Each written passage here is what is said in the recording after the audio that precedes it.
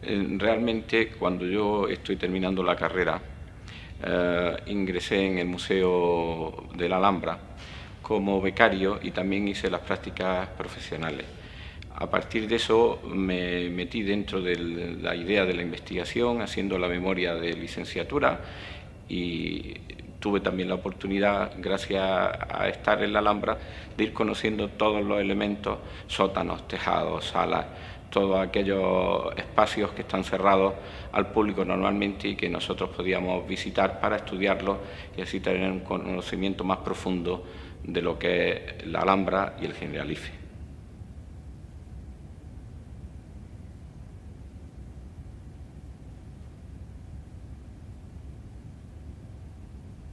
Yo creo que es básica para los alumnos, puesto que una vez que hacemos una investigación científica, luego lo trasladamos al campo de la didáctica y nosotros vamos haciendo un recorrido, pues por ejemplo por la ciudad cristiana, por la ciudad musulmana. Aplicar todo ese conocimiento científico a los alumnos significa que tenemos la capacidad de darle un sentido social a la inversión que se hace en investigación.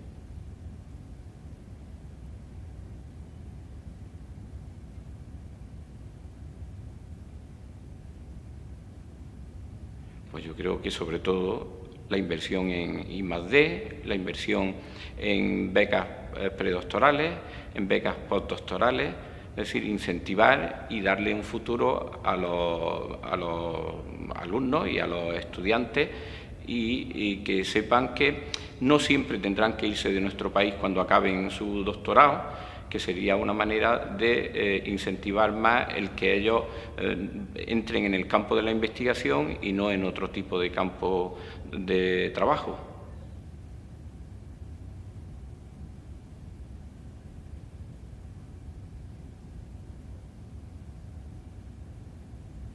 En los últimos años he publicado en una serie de publicaciones científicas, como la vida y obra de Leopoldo Torres Balbás en la Alhambra, también el Generalife,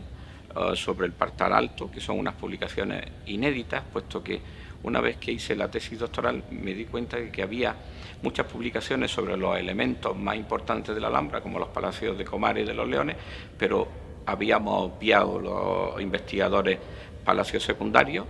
podríamos llamar así, como el Generalife, el Partal Alto y otra serie de elementos que no tienen el valor artístico que puede tener en la actualidad Comares o Leones. Y el Palacio de Taubín también ha hecho una nueva obra científica, pero a mí me interesa también la didáctica, con lo cual he hecho unos más divulgativos, lo que incluso se ha llamado alta divulgación, por ejemplo, de baños árabes de los hammam en Granada, también de aspectos de la Alhambra, una publicación que hizo el periódico Ideal sobre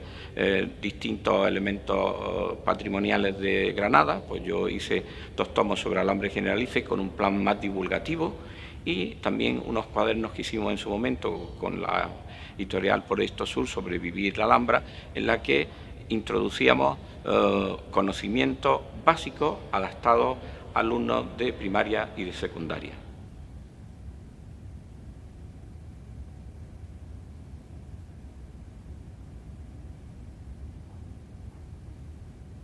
Pues realmente Leopoldo Torres Balbás siempre hemos dicho que es el que permite que la Alhambra subsista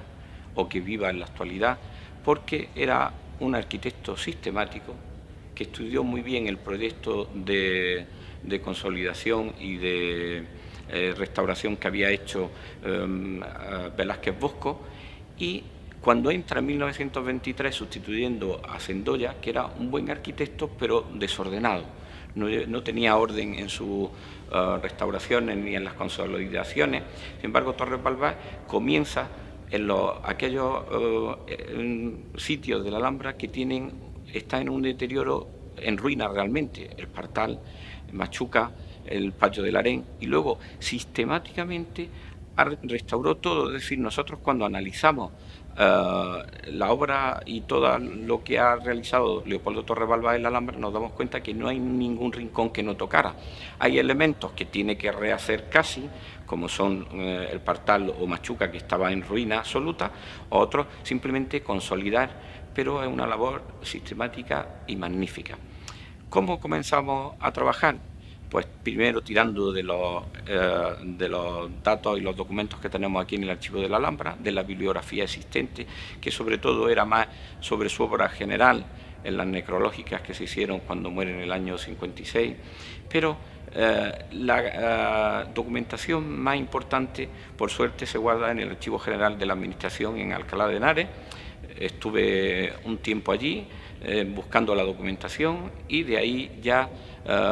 empecé a redactar todo el trabajo. Es decir, que gracias a los archivos nosotros conseguimos toda esa serie de documentación que nos permite hacer una obra sólida. Hoy en día mi libro, que está agotado por desgracia, se podría reeditar, es como un libro de consulta, un libro que es básico para consultar, como todos aquellos que se van haciendo con esas características.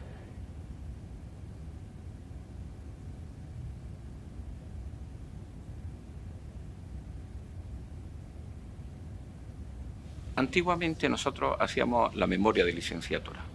la tesina, y a partir de ello comenzábamos con el doctorado y defendíamos nuestra tesis, es decir, una base fuerte,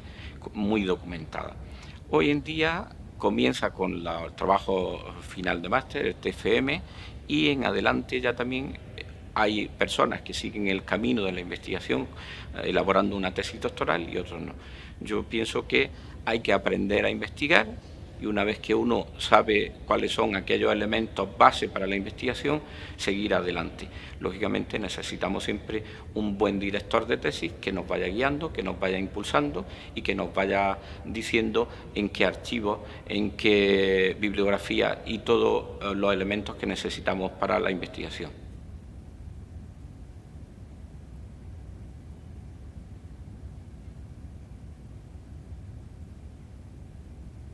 Bien, yo pienso que la labor de Torres Balbás en principio me pareció magnífica, el Partal, Harén, Machuca, la Torre de Comares, que estaba en un equilibrio muy inestable en los años 20, en 1930 en adelante él consolida, pone un gran andamio y da una estructura rígida, incluso cambiando las vigas para que perduraran en el tiempo. Como inapropiada, yo no diría como obra en sí, sino más bien la terminación. Sabemos perfectamente, por ejemplo, por textos de Inal-Jatib, que la Alhambra por fuera tenía una recubierta blanca.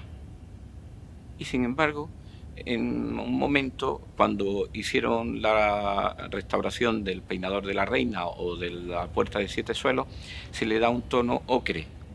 No tiene sentido, es decir, si nosotros tenemos un conocimiento perfecto, gracias a ese texto árabe de Inal-Jatib, sobre el recubrimiento en la etapa nazarí de la Alhambra como blanco, no debemos darle otra tonalidad, no creo que sea necesario.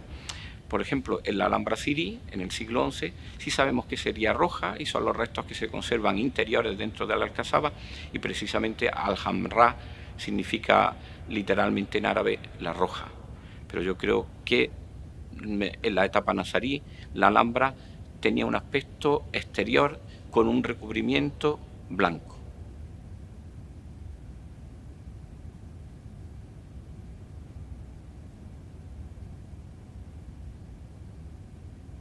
Precisamente ahora puedo hacer aquellas cosas que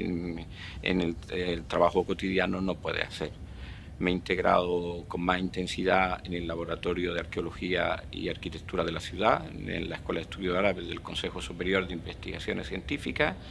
También voy a impartir algunas clases sobre museología en el nuevo máster de tutela del patrimonio del Departamento de Historia del Arte de Granada, y desde luego sigue mi colaboración continua con el Patronato de la Alhambra, sin horario, con lo cual tengo la posibilidad de colaborar mucho más sin el horario normalizado de un trabajo que he tenido hasta este momento, con lo cual me facilita el poder hacer aquello que no he podido hacer mientras que tenía un trabajo normalizado.